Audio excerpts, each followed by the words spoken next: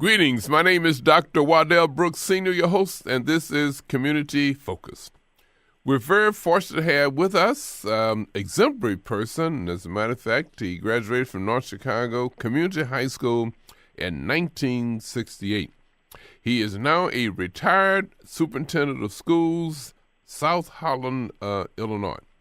He's also the son of the late Chester Swopes, who was a former alderman in the city of North Chicago, former North Chicago Rotary member, and retired from Abbott Laboratory as a glass blower, I believe it's called. Yes. Greetings, Dr. Swopes. Well, thank you, and thanks for having me on the program. Well, we're very happy that you have taken time from your busy schedule to be with us on Community Focus to reflect about Dr. Leotis Swopes. We were saddened to have you leave North Chicago, and we try to get you back as the superintendent of schools here, but I believe one of your competitors was a former North Chicagoan, Patricia Pickles, I believe, right? Well, yeah, you're correct. She had some ties to the community through the school board, and I think she grew up in North Chicago as well before moving to Waukegan later in her life, yeah. Yeah, her father was Grover, I think it's Grover Alexander? That was her grandfather. Okay. All right. He had several businesses in North Chicago. One used to sit on Wright and 17th Street, as I recall. Uh-huh. And her father, who was, what was his name? Owens, Kenny Owens. Okay. Yeah, and he had a business that sat on the corner of Elizabeth and 16th. Okay. Well, ladies and gentlemen, we're talking with Dr. Leotis Swopes, and former North Chicagoan, a retiree, and now he's ready to reflect about Dr. Leotis Swopes. Dr. Swopes, first of all, tell us a little bit about your personal and professional background. Well, I was born in Arkansas. The family was from Arkansas, actually, and then during that migration, when people were leaving the South back in the late 40s, early 50s, our family moved north and moved to North Chicago. Mm-hmm. And as a young man, I think it was right when I started elementary school that we came up from North Chicago, from Arkansas to North Chicago, and I, from that time, attended, South School. I was at Neal Junior High, then graduated North Chicago High School in '68, and then I went on to start my college career in Minnesota at a small private school, Lee College, that was in Albert Lee, Minnesota, and graduated from there in '72, came back home and taught in North Chicago for about 5-6 years. Wow. And then got an assistantship at the University of Northern Iowa and took a leave of absence and went out to Cedar Falls, Iowa, finished that assistantship, and then went on to my first administrative position as an assistant principal in a town called Council Bluffs, Iowa, which was right across the Missouri River from Omaha, Nebraska. Okay. And so then I received my doctorate in 1986 from the University of Nebraska. Wow. Well, what piqued your interest in education? It's a strange thing. I was in college. I was actually in business. I had a business major and a math minor. Okay. But my roommate, who was on the football team with me, was in the Christian Athletic Association, and they had a tutoring program. And one Saturday morning, they were short, so my roommate asked me to fill in if I would, and I told him I would. And I got to the church where they were doing the mentoring or the tutoring program. Mm-hmm. And the head of the Department of Education for the college was also a part of that Christian Athletic Association. So once I started working with the kids, which was kind of a natural for me in the sense that I have 4 younger brothers whom I work with in teaching them to read and write in our home as a child, and so he thought I had something to offer and asked me if I wanted to get an education and suggested that I did, and from there it kind of took off. Wow. Well, tell us, the child's success is predicted by programs at the 3rd grade level, and I wonder, why do they predict if a child is not doing well at the 3rd grade, he's going to have difficulty all the way through school? There's something magic about that 3rd grade. Yeah, a lot of that is associated with the fact that most of the rudiments, the foundation should be built by the end of 3rd grade if kids are going to be successful thereafter, because it's in a comparative sense, kindergarten through 3rd grade, the teachers are really holding the kids' hand and guiding them through the instruction.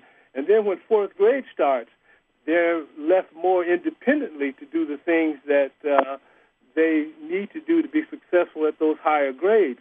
And if they don't have that foundation built, like anything else, if the foundation is not built strongly, then kids tend to suffer. So if they don't have the rudiments of reading, writing, and mathematics, then they suffer because they're required to do more work and do it more independently. And without those skills, they struggle.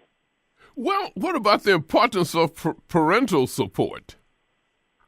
I think parental support is very, very, very critical. And I think can't be expressed enough that home support is very critical.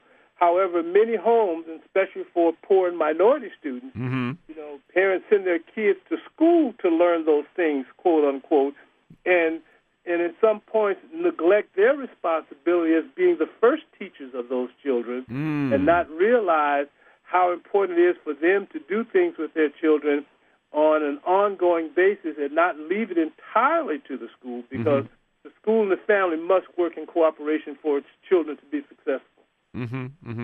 And now we're looking at the grandparents' role in students' education experiences now. Yeah, because now mom is grandmama, and the mother is being called by their first name as though she's another child in the household. Wow. It becomes very difficult when you have those kind of family arrangements and parents are not assuming their full role as being the kids' first teachers. I can't repeat that enough, and how critical that is, because grandparents are having to raise a second generation of children, and I can't say all grandparents, but many grandparents just don't have the energy for it after they're raising their own children. Right. Once in a while, we see on television where the parents have watched their kids go through, and they're going back to school. So school is a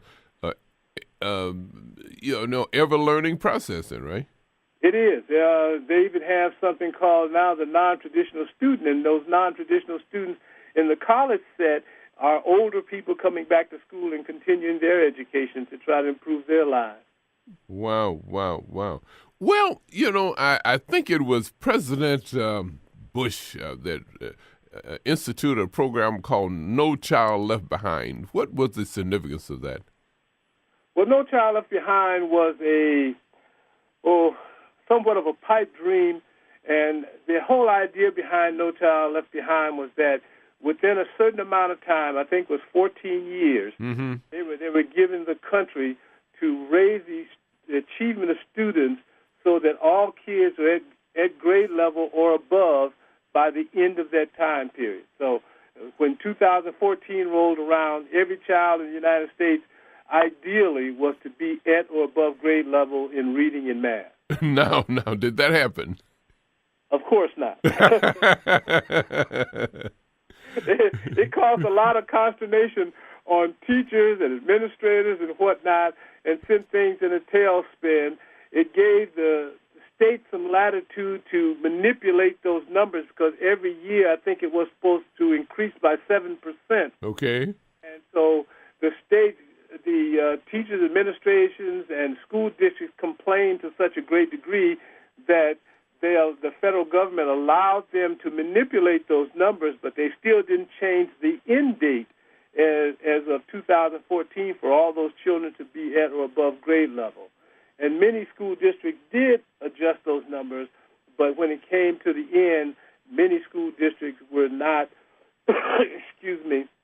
not meeting the standard that was set by No Child Left Behind. You know, money was not the factor because North Chicago received millions of dollars. Matter of fact, recently they received $6 million, $2 million per year to increase the level of education, but that didn't happen. And they received impact aid from the federal government for the students that were located at Great Lakes, you know. Right. And of course, that impact aid was only a percentage of the case. It was not the full. It always has to be negotiated. I never could figure out how can you negotiate, funds to educate a child. The cost is there, but exactly. that's the federal government for you.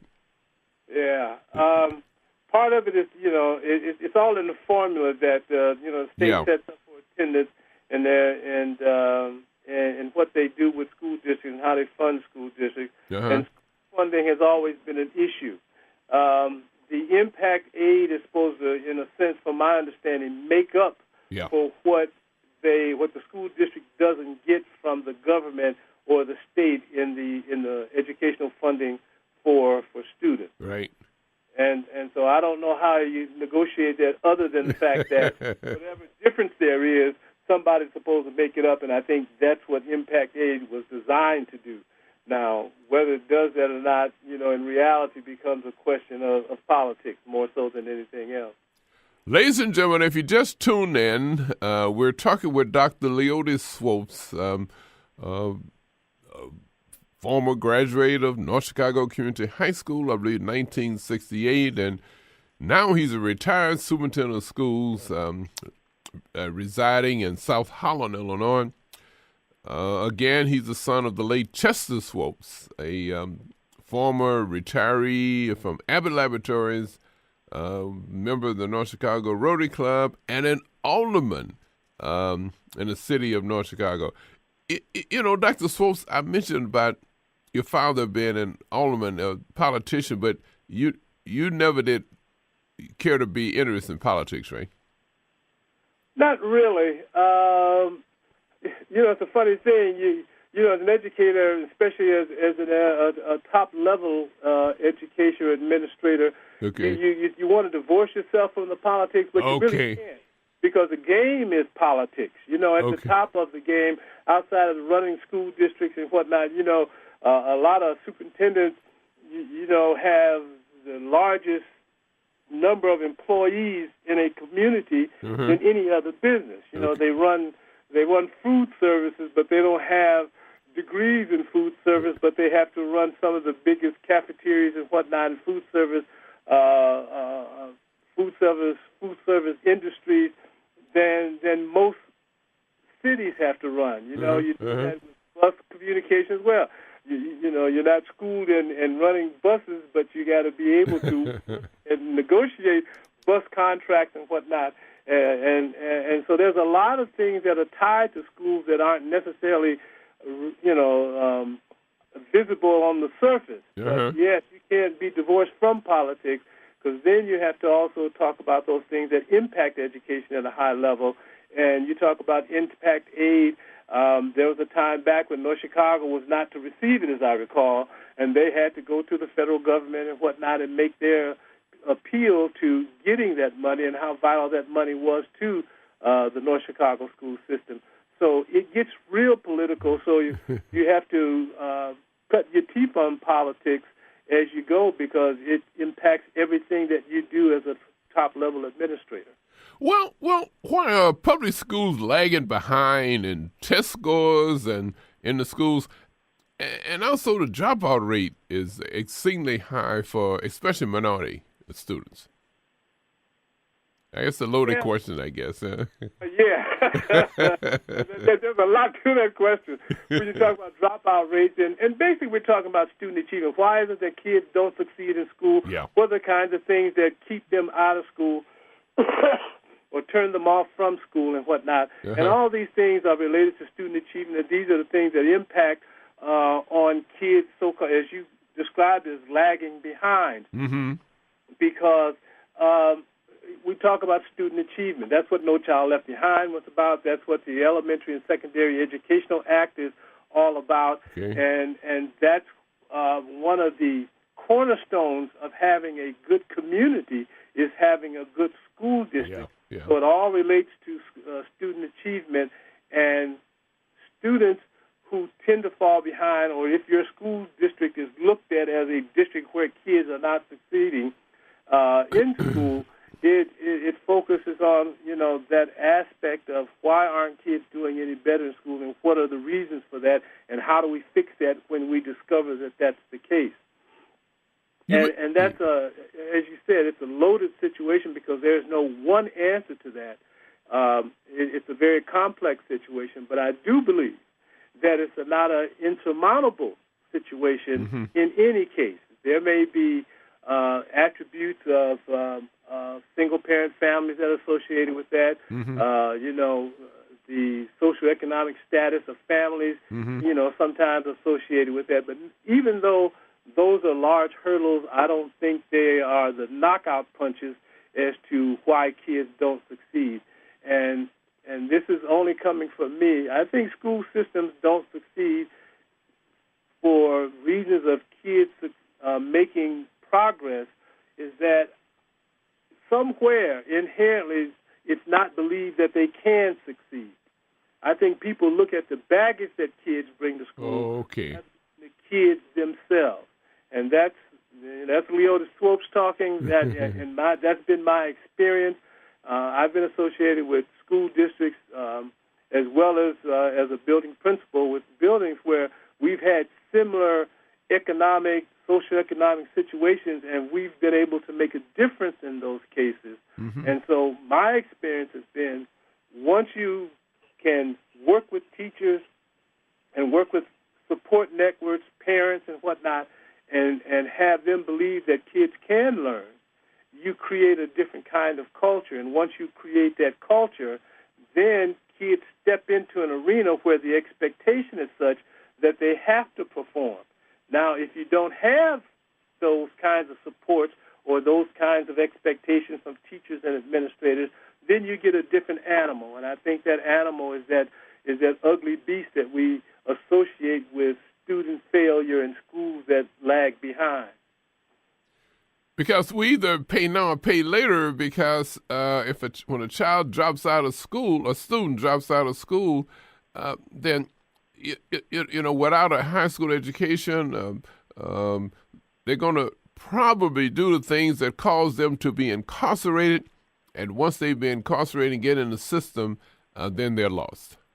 Yeah, exactly. And it's that's a fact that really has some ramifications that I really don't understand, because I was working with a judge in trying to get some help for those kids who were dropping out at one point and whatnot, and trying, because they had money for those purposes. Okay. But they couldn't use it because the kids were not adjudicated. So they had to go into the juvenile justice system before they could get the benefit before they got there, which seemed kind of backward to me at the time. And so we can help them, but they gotta do something, to put them in the system first. And the whole idea is to try to head them off before they get to the system. And so there are little flaws like that in the system that work against situations like that. And then there was a time when kids could, like 1968 when I graduated from high school, if you dropped out of high school, there was a job waiting for you. You could go and work in a factory and work a job that where you could buy your house and put 2 cars in your driveway. Those kind of jobs and those kind of opportunities don't exist in the way that they did back then. Jobs has gotten a little more sophisticated now, And so therefore, when you drop out of school, you're just out there in the system. And then once you get into the jail system or the justice system as such, then they'll send you to jail and pay more for you going to jail than they would if they had sent you to college. Amazing. So there's a real irony there. It's a political irony that, again, going back to the aspect of, being political, that, we have to begin to address some of those things. And as I said earlier, there's no one answer. There's things that we have to hit on many fronts. It costs something like $40,000 per inmate in the state of Illinois, but as for the federal system, it's about $90,000 to $100,000 per inmate. And boy, this is now, don't you think that money could be better spent for education? Exactly. And to make them be contributing to society. Exactly. Yeah. Well, so those are some of the political anomalies that are out there that affect us, that impact us in negative ways, and having to work around those things so that we get a better product.